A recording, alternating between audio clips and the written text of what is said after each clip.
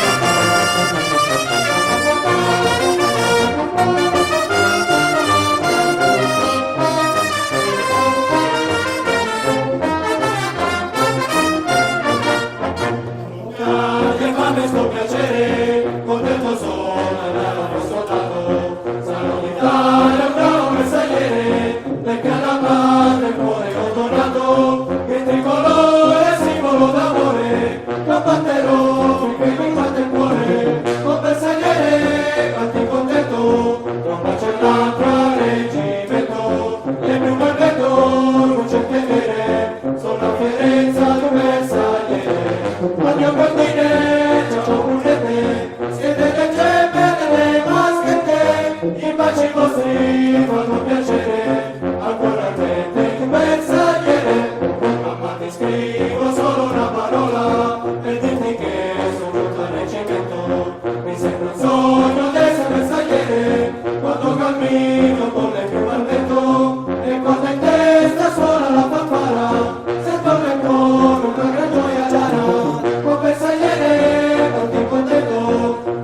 L'altro reggimento, e più bel vento non c'è che vedere, sono la fierezza di un bersagliere.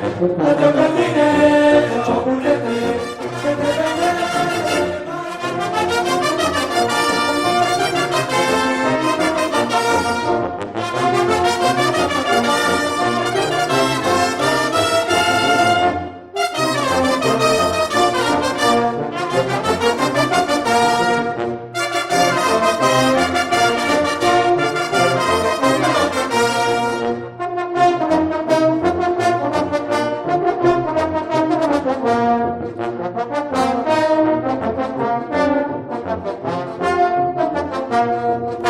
La gente del villaggio guarda e dice che sono felice,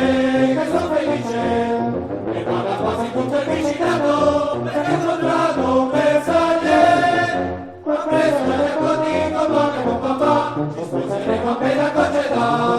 Il mio amore bersagliere, ma figlio di ordine, sul cappello porta più le quantità. Se mi stringe porta cuore con un bacio tentatore, con le piume che solletico mi fa. Innamorato, me l'ho giurato, che da buttato mi porterà. Si dice non guardare i marinai, perché son guai.